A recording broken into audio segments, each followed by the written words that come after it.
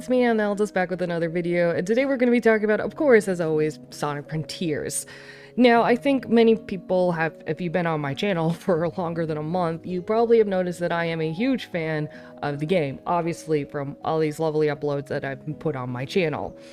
And overall, the success of Sonic Frontiers cannot be ignored based on the reception it's gotten from the fans, the fact that they sold over 3 million copies in the first half of the year since its release, and has been nominated and won awards and gained its popularity back in Japan. So overall, Sonic Frontiers has been an overall success. And admittedly, I put off making this video for about 2 weeks now because as much as I like talking about drama and getting into like the juice that can come into the Sonic fandom, I just don't like feeling like I have to defend myself or defend other people when we're simply just trying to enjoy something, even if it may be objectively bad or objectively good, because it definitely seems that the honeymoon phase of Sonic Frontiers has since come to its end, as many people have since come out saying that they don't really like the game as much anymore, that the game is actually not that great, people that like the game are just lying to themselves and just being very critical on Sonic Frontiers now. This also has been noticed by the receptions of some of the platform versions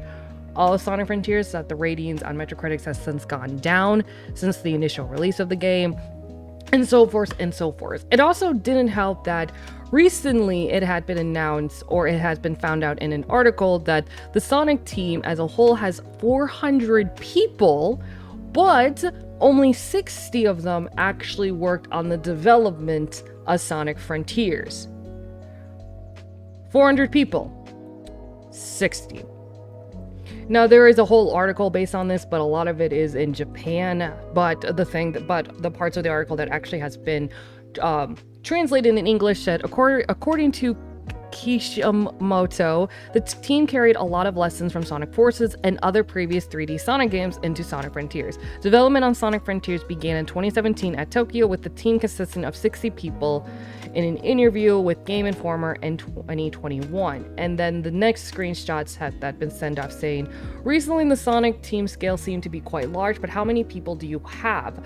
There are about 400 people in the Japan Sonic team, Division 2, 400 people, that's about twice as light as it used to be. Of course, not all of them of the second division are making Sonic. There are also arcade development team that is doing a Puyo Puyo. So of course, a lot of people had mixed reactions towards this. Some understanding that not all 400 people are going to be working on a Sonic game, even though it's called the Sonic team.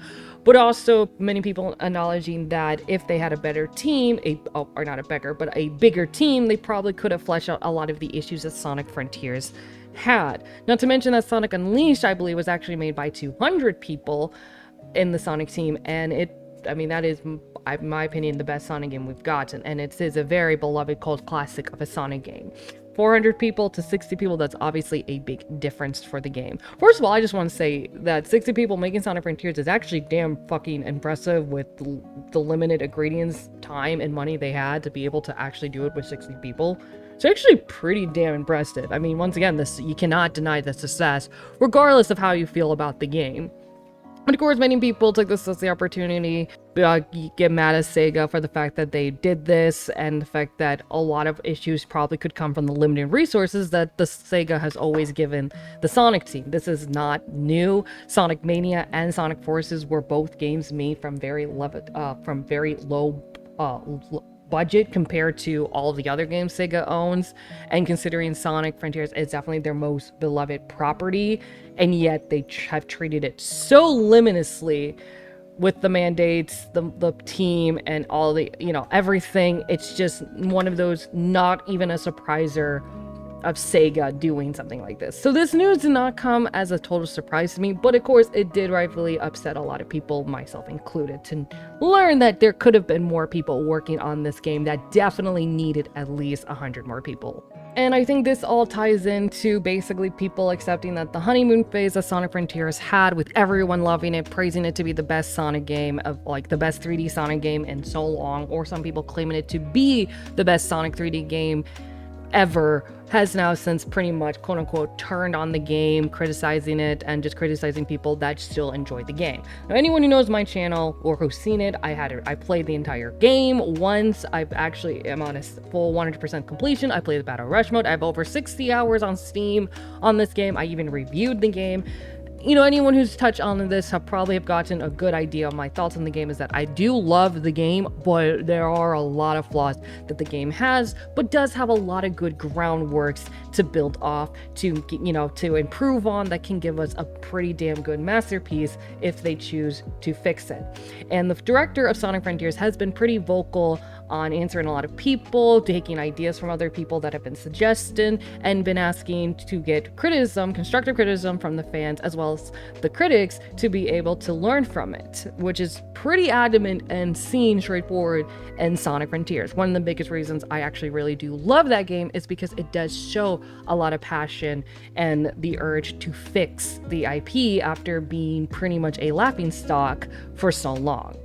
And not to mention that this is something that even Sega themselves have recognized, for starters, allowing the team to have more creative freedom, giving them the open world concept, and even announcing that the future Sonic projects will be done on a much bigger project, a much bigger budget, which is something that the fans have been wanting, and it was so lovely to hear. I even made a video on that announcement months ago when it was released.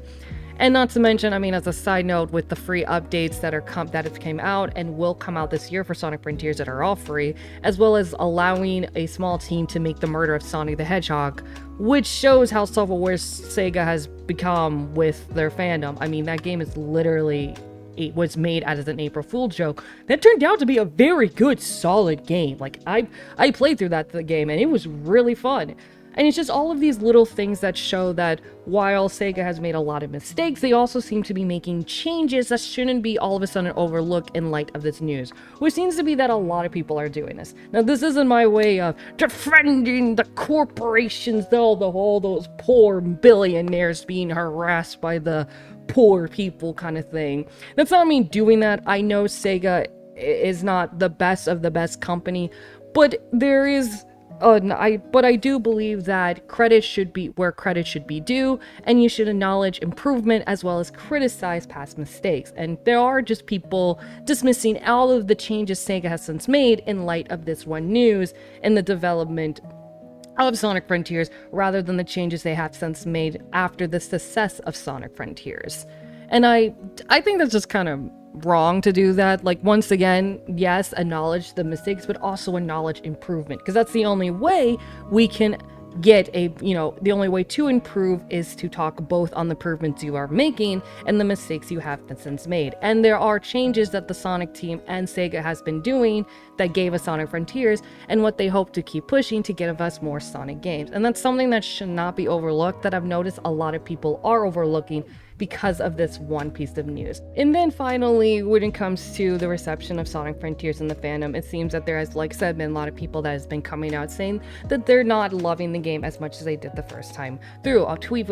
There was a tweet that came out on May 19th that said, "Recently my likeness for Sonic Frontiers has begun to fade. The game felt like a 9 out of 10 on the first playthrough, but the more you play it after the first playthrough, it just gets more and more stale. It's hard to place Frontiers for me right now." This game just shows how important skill ceilings are to video games. Sonic Frontiers has no skill ceiling at all. Instead of speed-based platforming, it's mostly automatic, which is okay on the first playthrough, but I'm beginning to notice how old it gets real fast. When you play the game once, you pretty much have been through everything there is to experience.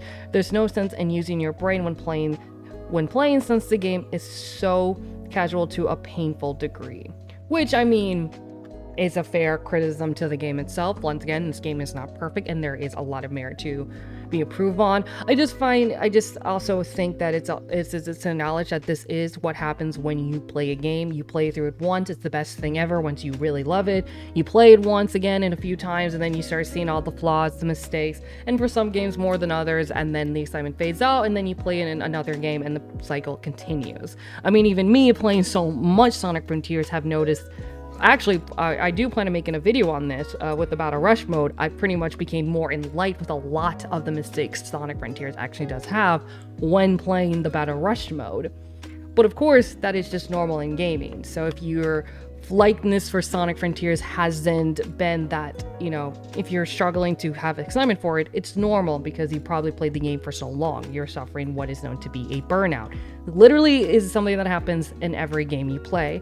But if you're someone like me that still has somehow been able to still have enjoyment with this game and be able to have so much fun with this game, don't feel bad about it at all too. You're welcome to enjoy anything you like as long as you're not hurting anyone. So whether you're not as much of a big fan of Sonic Frontiers or you're still loving Sonic Frontiers, that is still okay, and don't let anyone tell you otherwise. That is going from both ends, people criticizing you for not liking Sonic Frontiers and people criticizing you for still liking Sonic Frontiers.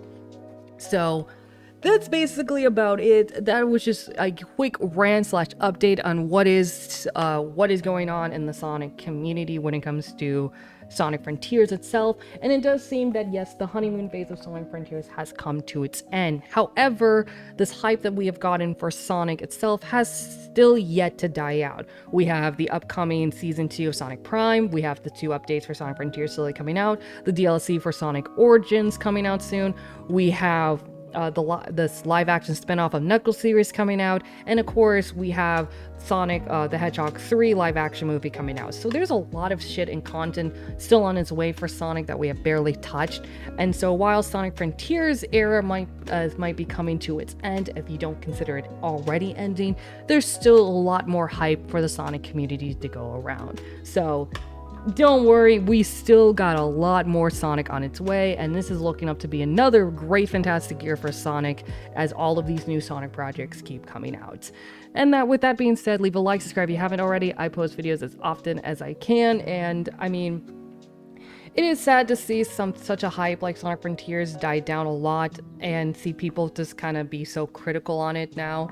But I still love the game, and I have no shame about it. Like, I enjoy it. I'm not gonna lie. I'm probably gonna play some of it tonight at work because I have a problem, but I can admit it. And as always, till next time, bye bye.